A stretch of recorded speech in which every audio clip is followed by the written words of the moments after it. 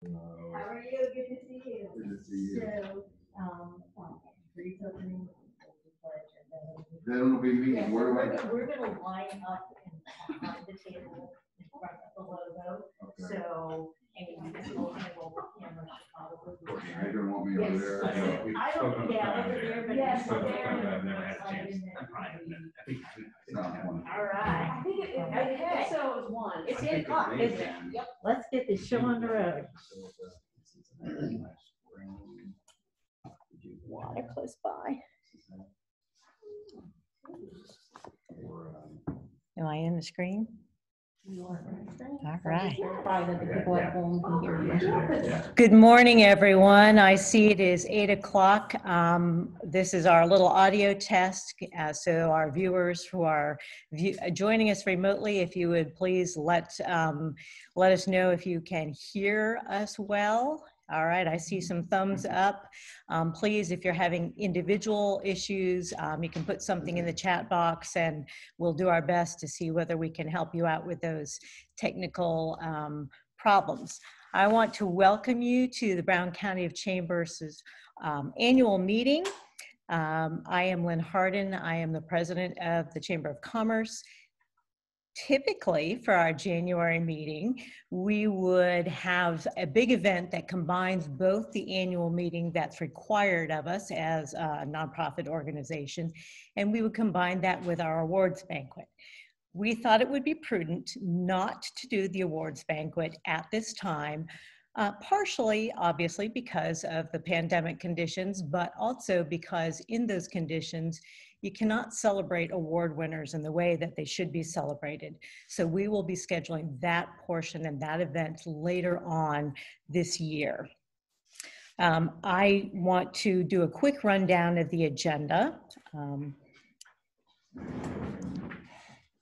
Share screen, share screen. That, okay. Technical issues on my end. Pardon us as we share our screen. I must have closed real quick. Missy's going to help us out with that. I need the mouse. But what we'll do is after these brief welcoming remarks, I will invite Alan Bird, our Vice President of the Chamber, to lead us in the Pledge of Allegiance. We'll then move to the induction of the new officers. We'll review what happened in 2020 on a positive note. We will then recognize some outgoing officers and talk about what's going to happen in 2021. And while Missy continues to work on getting our screen shared, I will ask Alan to come up and lead us in the Pledge of Allegiance. Maybe. I'm supposed to be on camera. You are supposed to be on camera, and he will be on camera in just a moment. Go ahead.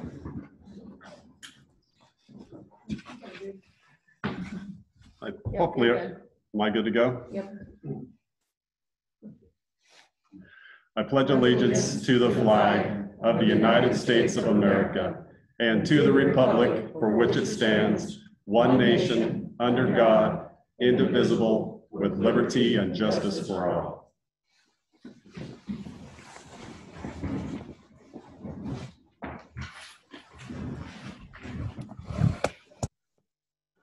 Thank you, Alan. I appreciate you doing that for us.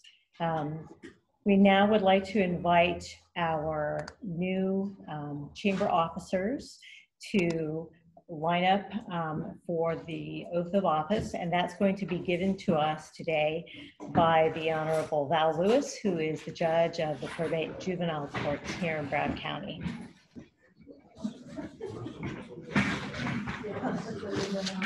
We're being, hey Len, we're being sworn in as well, correct? What's that? Just new members, everybody. All of us.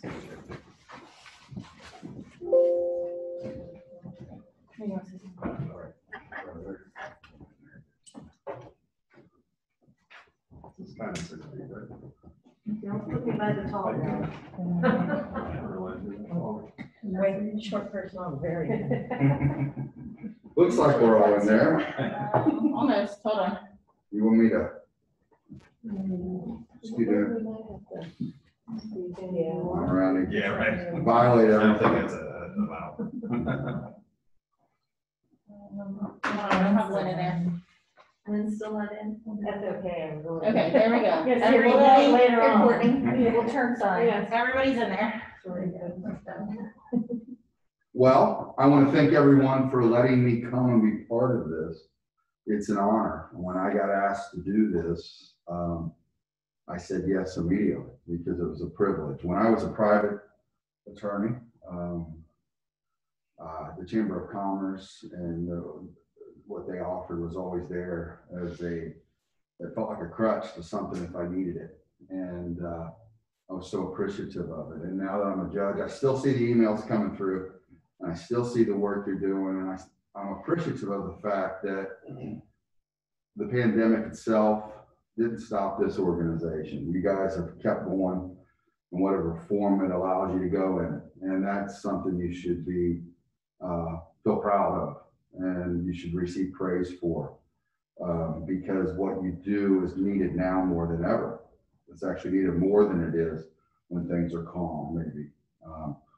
And people need it somewhere to go. They need some networking ability. They need to know about the services offered at this time. So you all, whether you're outgoing, ingoing, just a member, you should be appreciative of the organization and your involvement in it. Okay, I'm gonna stop talking. I don't get paid by the hour anymore. So I actually need to go and do real work. So I'm going to go through this with you and I'm trying to make it as simple as can be. So if you guys can just listen to me, I'm going to have you repeat after me and say certain parts of this sentence, and then I'll move on to the next one. It's like getting married. You guys ever given wedding vows? It's the same way. Okay? Please raise your right hand and repeat after me this oath in the presence of the honored guests and the members here assembled. I state your name. I Do solemnly promise and pledge do solemnly promise and pledge that I will faithfully execute the duties that I will faithfully execute the duties of an officer of the Brown County Chamber of Commerce of an officer of the Brown County Chamber of Commerce to the best of my knowledge and ability. to the best of my knowledge and ability. By the authority vested in me from the state of Ohio and this county who elected me, I now proclaim you duly installed as officers in the Brown County Chamber of Commerce. I congratulate each and every one of you. Thank you. Thank you very much.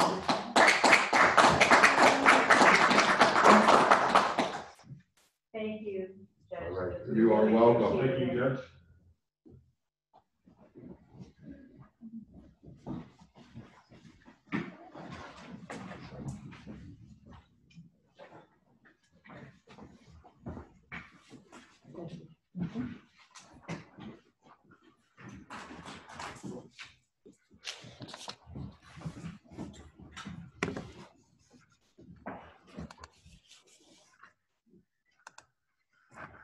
And as we are continuing to bring up our screen share so that our viewers can follow along with us as we continue the meeting, I will just say again, thank you to Judge Lewis, and we do know that he has got other business that he must attend to and will sneak out as he needs to, but we do appreciate very much his time and his membership over the years. He is correct in saying that at this particular time, I think that the chamber is needed more than it ever has been. And so we will be moving on to discussing what happened in 2020. This is the State of the Chamber address, if you want to look at it this way. And the new team of officers, I believe, will have their hands full with the legacy of 2020. So let's talk a little bit about that as we go along. One of the things that I believe we all need to remember is that the Chamber is a nonprofit organization. There you see us without masks. And as a nonprofit organization, fulfilling the needs of many members who are for-profit organizations, it can be a real challenge. And I think that it is important that our members have an idea of the financial status of this member-driven organization. So just a few numbers to give you a sense of where we are in terms of finances. And just, full disclosure here, I had the numbers rounded to the nearest 5 so that, we could make the numbers a little more memorable for you. So these are not the exact dollars and cents, but looking at the money coming in during this past year, you can see that we brought in just under $78,000. And the pandemic assistance is not included in that number. And that pandemic assistance, most of it has to be paid back. And so that's why we're not really considering that as part of our real income. It's sitting there to the side to be a rescue, or I believe the judge used the word crutch if it's needed, but we will not touch it if we do not need to do that. But notice in the little pie chart that the largest section, the blue area, is the money that comes into the chamber from dues and investments. That speaks a lot to how your chamber operates. We are highly dues driven, and if we want to continue to maintain our financial stability, we need to be looking at that and where our other income is from as we continue into the future. You'll notice that our events and miscellaneous, that little yellow section, was pretty much reduced this past year because, well, who was able to hold events and, particularly fundraising events. So that's not as large as it has been in the past. And then the rest of our income was divided between the travel and tourism contract that we have with the county commissioners, and thank you for Brown County-opoly having come along when it did, because that added a significant portion and made up some of what we lost because of the inability to have events. On the other side of the finances is what we spent. And what's the really good thing? We brought in more money than we spent. That's always a key point for any organization. So you can see that our actual profit was approximately $13,500. How do we spend the money? How do we spend this money that's mostly coming from dues? Primarily on staffing, and you can see that not quite 50% of our entire expenditures were on staffing. Now, for those of you in the business world, the for-profit world, things are a little bit different than a nonprofit organization. Typically, nonprofits put much more money into their human resources, their staffing, because that's where their product lies. And typically, I would say that we should be looking at 60 to 70% of our actual dollars being spent on the human resources because they deliver the services to our members. So that's something that we'll need to look at in the future. And this is lower probably than the prior years because we actually saved some money by reducing staffing throughout part of the pandemic. So the numbers, the ratios of where we spent our money, this is not reflective of what is typical, but this is what happened in 2020. Again, you can see that some things never go away. You have to pay your rent, you have to pay your utilities, you have to pay your insurance, and about a quarter of what we spent was on those areas, and that's reflected by the orange.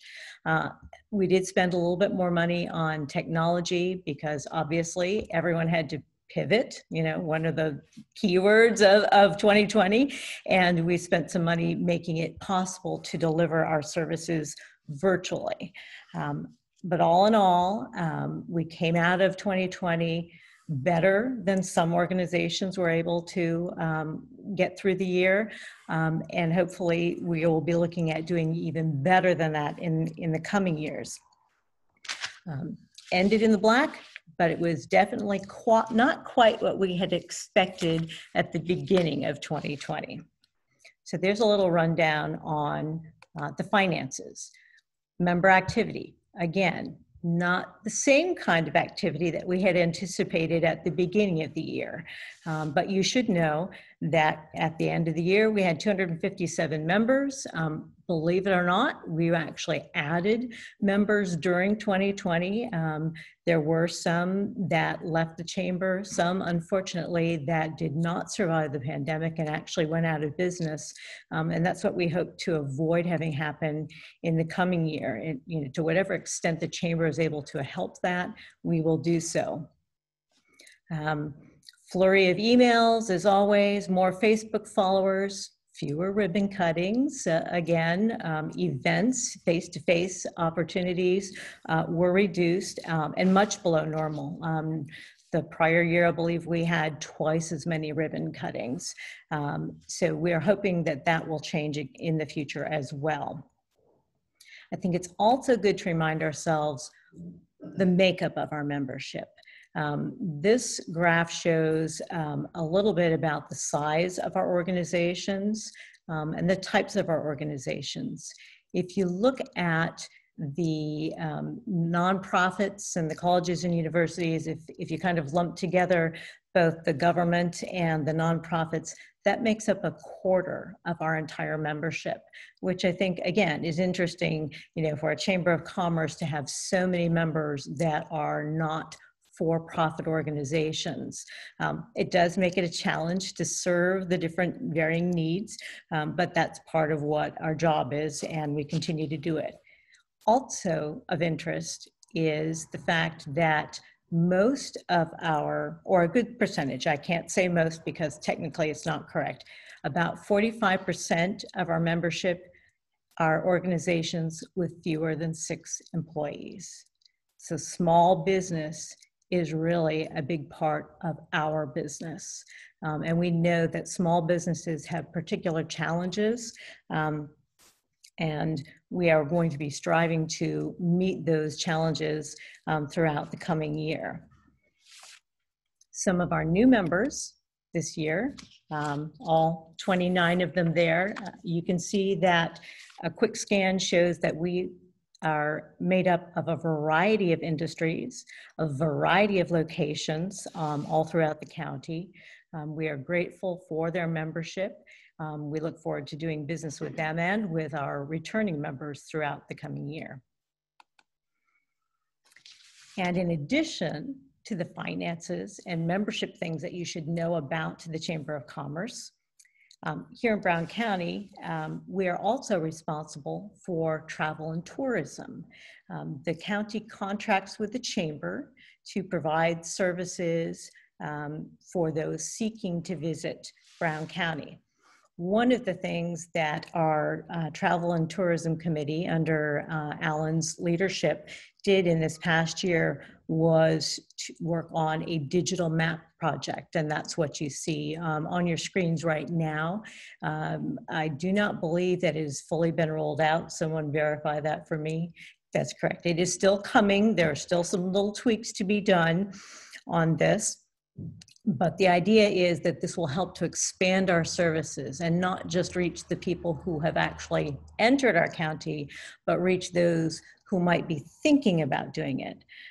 If you look at those numbers, again, the blue represents 2020 and orange was the year before that.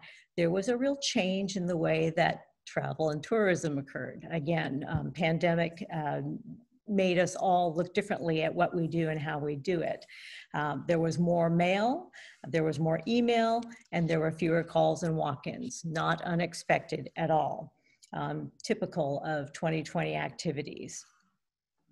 The Travel and Tourism Committee has already set some goals for next year, and they're going to continue to develop tools and encourage locals and visitors from outside to discover Brown County and all of the unique things that it has to offer. So it is true that there were fewer in-person opportunities and visible activities by the Chamber. Much was taking place behind the scenes, however, and often behind the camera, as it were. And new members and new programs, you can see some of the ribbon cuttings that took place. And there were some special occasions. I think we had our biggest awards and annual meeting ever last year. And so I'm hoping that in 2021, our awards part will be just as large. And we celebrated anniversaries, and we actually toured local historical treasures. But a significant part of the time, the Chamber spent providing invisible services. And obviously that was all due to the pandemic and some of the things that we were all required to do, or many were required to do, to just continue conducting business. So what are some of those invisible things your Chamber did in 2020? Well, we focused on member support. We set up a dedicated part of the web page so that people could find one place to get all of the information that was changing. And I think Missy would tell you that it seemed like she was, at least for a while, doing hourly updates to that particular web page as conditions continue to change rapidly. We sent out lots of alerts to our members about things that could help them specifically. The Paycheck Protection Program, the Economic Injury Disaster Loans, other kinds of programs. We checked in with you. We made phone calls. How are you doing? What do you need from us? What can we do that's new that we haven't done yet that will help to support you through this? We also partnered with other organizations to help distribute PPE. I know that we covered businesses all throughout the county to get them some of the supplies that they needed. And we also arranged for many trainings to help people get through this transition to a digital type of doing business. Most of those were free. I would hope that in the coming year we can actually see some of that continue, free and low-cost trainings. And then we offered virtual options for the trainings and meetings. Obviously, we're doing some of that now. Personally, I've found that while the number of meetings has not decreased any and maybe has increased because we don't have to travel, I love being able to participate in more things because I don't have to spend time on the road. So there are some positives to all of that. But there was also an economic impact to the Chamber. Some of this I alluded to a little bit, but we did grapple with some financial pressures. Many of our businesses in the Chamber were able to continue business, had to make some minor modifications, but some industries were not financially impacted as hard as some others. The Chamber, however, was not eligible for a number of the financial supports that were available to other businesses, and that's because of its nonprofit status. So the first round of the PPP, we could not take part of that. That did not help, and that was one of the reasons that, you can see our last bullet point, we ended up doing some staff restructuring to help reduce some of our costs. Fundraising events, I mentioned that significantly reduced, so that reduced our income as well. And I say thank goodness that we did Brown County-opoly when we did, because that did help us to balance some of that loss. While it did challenge the Chamber a bit to not collect dues, we did think it was important. It was the right thing to do to defer payments or make payment plans for our members because many of them were experiencing financial hardships.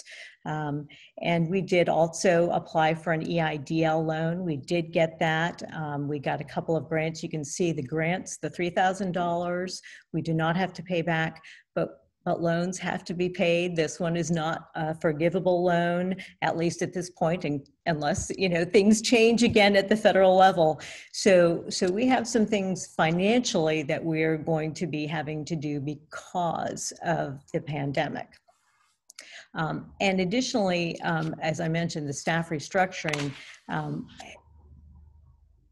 really voluntarily. I have to give kudos to Missy Jimison, who was our main staff person at the time, looked at our finances and said, we can save money now because, again, employment will allow me to, continue to not have a financial impact on my home, and was able to reduce the chamber's commitment to payroll for a while so that we could continue to function and actually end up in the black at the end of the year. So I want to give kudos to Missy for that, for finding that, for being willing to do that, and still keep the chamber operating on a daily basis at significantly reduced hours. But what we found coming out of that was that we really needed to balance the commitment. And so we restructured, and we now have Missy as office manager and Brandon as our office assistant. And between the two people, we are actually able to serve our members better because we can do better coverage of our office. We have more people with talent to be able to meet your needs. And so we're really looking forward to how this will develop in the future. Now that I've talked a little bit about the state of the 2020 chamber as 2020 ends, 2020 also marks the end of the commitment of several of our board officers. And I'd like to invite Darren Schneider, our chairman of the board, to come up and recognize those individuals.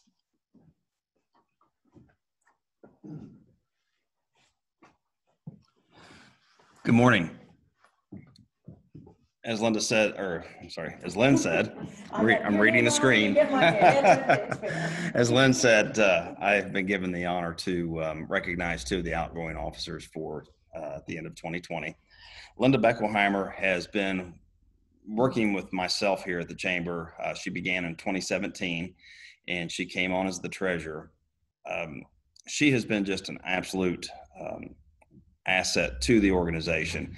One of the best things that I think that we've done over the course of the past several years is we've had some real serious conversations.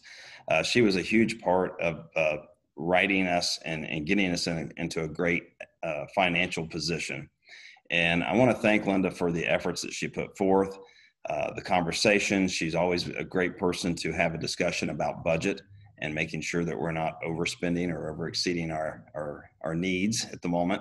And as a result, you can see some of the benefits, on the past screen that Lynn had alluded to with regards to our profit in a year that was very difficult. And so, Linda's going to be sorely missed here with the organization. We have a great replacement, and I think Tasha Lineberger will do a wonderful job.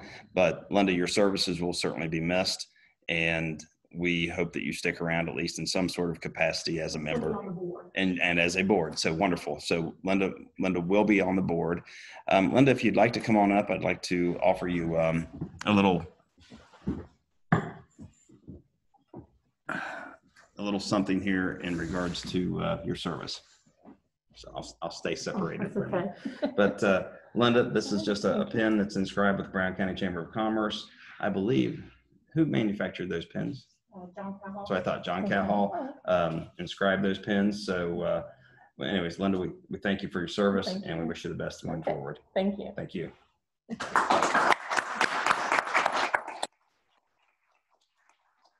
And Linda, I didn't ask you, would you like to say anything? All right. Okay.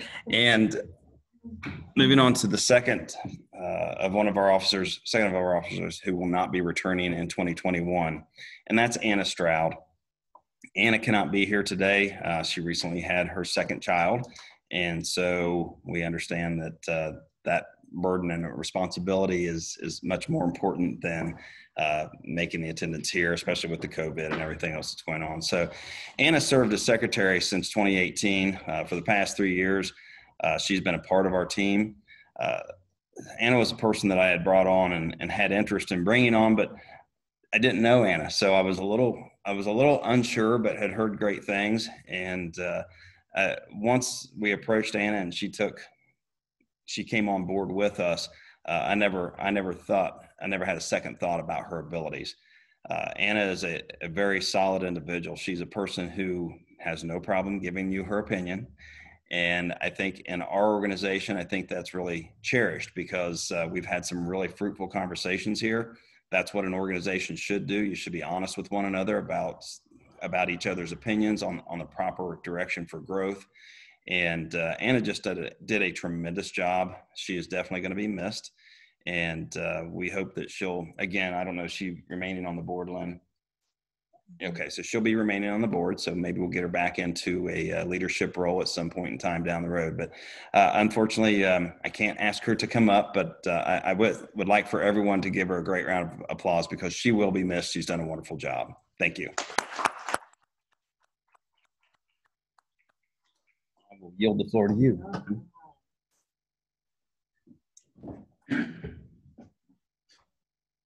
Yield the floor to me so I can talk some more, right? Yeah. Thank you, Darren, for doing that.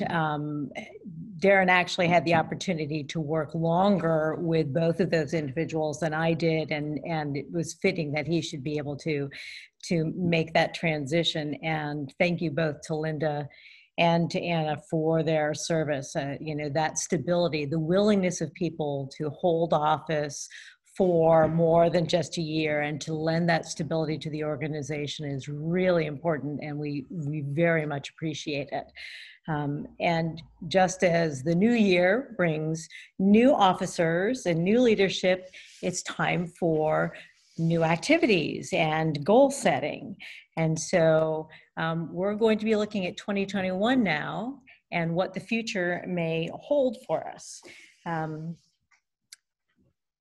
The Chamber board members had several strategic planning sessions in this past fall. We also solicited feedback from our members to find out what they thought worked well, what they'd like to see in the future, what their needs were. It shouldn't be too surprising that the data actually lead us straight back to you, the membership. In 2021, the focus on activities will be, though, more tangible and more visible outcomes for you as members. So we have some key objectives in providing that kind of focus on our membership and support of our membership. Bigger picture, we want to grow and retain membership. Doesn't every organization want to do that, right? Well, why? Because a larger membership means that there is a bigger network for you. There is more support, there are more people to draw upon, more people to connect with, and it also means financial stability for the chamber as well. Remember that pie chart where so much of our income is dues driven? That's important for the chamber to continue to grow and to function better in supporting you as members. Realistic goal, 300, you know, we have 257 now, and that's in the era of the pandemic. And so as we come out of it, I think that shooting for 300 members in 2021 is not unrealistic. Also important is the retention of those members. In 2020, we had 92% retention rate. Again, which to me it seems almost unrealistic in those conditions, but it's really important that we do that, particularly because so many of our members are small businesses. Small businesses don't tend to thrive and survive for long periods of time, and so that retention rate helps to support the small business in our county. Yes, we are a nonprofit organization serving primarily for-profit businesses, and we need to have policies and procedures in place that will facilitate our support of our members. So we're going to be focusing on optimizing our own operations and what I consider our infrastructure, and I'm not necessarily talking just about building physical facilities. I'm talking more about, especially because we are a support organization, making sure that our We grow our staff appropriately. That doesn't necessarily mean that we're going to be adding people. I don't want to imply that, but any of you who deal with employees and you know HR, you have to have that running well in order for your organization to be functioning well and to support your membership. So we're going to be focusing on those things and on financial stability as well. We want to see the chamber become less dependent upon dues and find other streams of revenue so that there is longer term stability. Some of the things we've already done, we created a board handbook so that board members know exactly what their responsibilities are. And right now we have an employee handbook in development. So those are a couple of the specific things we'll be doing so that we support our members in a much better way. We also are here to support and promote you as members, and to also do that for business in general in Brown County. And so that's what falls under the expanding the marketing and the community outreach. We have some really effective processes right now, so we may be doing some tweaking, but particularly with the help of new officer, communications officer, we'll be looking at identifying new venues for promoting our members. We do have the digital travel and tourism map, which will help with that community outreach and bringing people to us. But in general, more visibility to the general public brings more business to you. And so that's one of the places we'll be putting our focus. I did mention travel and tourism. That is also a big part of it. Alan had been working to develop some new ideas with his committee, and so to play upon the digital map and expand upon that, I know that they are working specifically on doing some itineraries. So for example, if you're a kayaker, you could be able to see what's a day kayak excursion in Brown County, and then also to be able to see what kinds of opportunities there are around your facility, around your activity, and share that wealth with other businesses, or eateries, or perhaps accommodations, overnight accommodations. We welcome your input into all of this, but those are some of the bigger plans that we have. I don't like to make promises that we can't keep, and not knowing exactly where the pandemic is going to lead us, how it's going to transition in this year. We haven't set a lot of firm numbers goals, but we do have specific activities we're going to be looking at doing, and we'll be developing those throughout the year. One of the biggest pieces of supporting our membership is through the benefits. Why belong to an organization if you don't get any benefit from it? And so if you take a look at your newsletters, which were mailed out 10 days ago, perhaps, there is a page that is dedicated to your member benefits. So we didn't bother duplicating that on the slideshow for you because the details are there in your newsletter. But you can see from the logos on the screen that there are many specific benefits that can give you immediate or longer term even financial benefit and support to your business.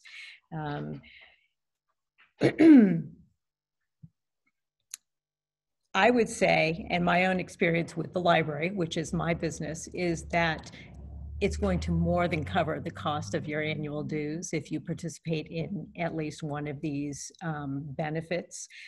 And what we're doing this year is our staff will be reaching out to our individual members to make sure that you get that phone call to say, hey, did you see the list of benefits? What can we talk to you about? Let's make an individual appointment. If they don't reach you first, please get in touch with our chamber staff because they want to do individual consultations with you to get what is best for your company. We also are going to be focusing on our information center, which is the chamber's website. Do you realize that you actually have a second website that you don't have to pay the hosting for and upkeep? That's the chamber's website. Each of us as members has our own mini website within the Chamber's website. It's a second way to promote your business.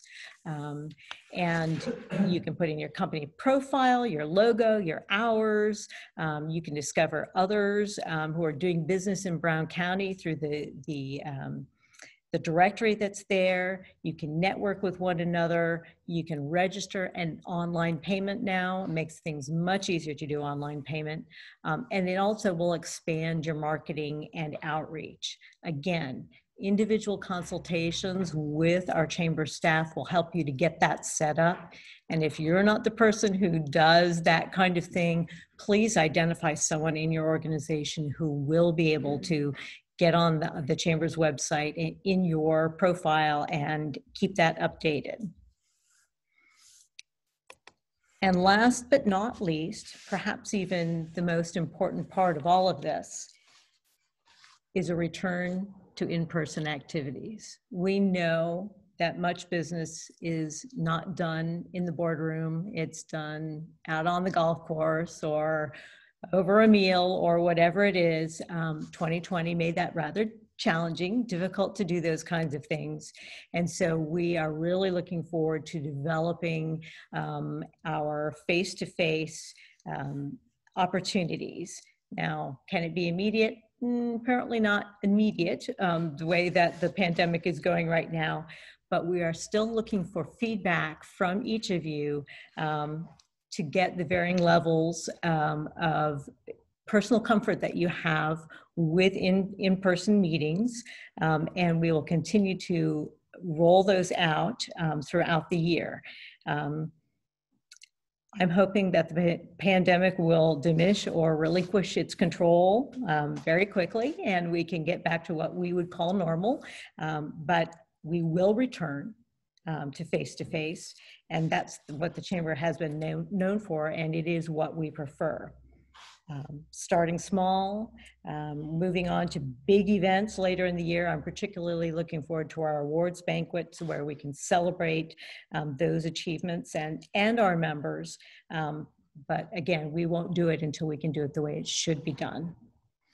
And with that, I really would like to thank you for your time today. I'd like to thank you for your continued membership and continued support of the Chamber. I look forward to working with all of you throughout the rest of the year, and I hope you make it a great day. Thank you.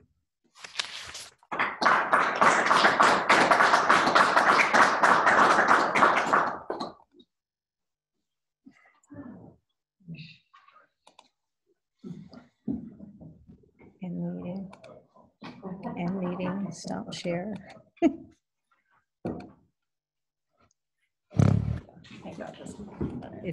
There we go. Yeah, it disappeared quickly. Lisa's my stepmom, Kathy.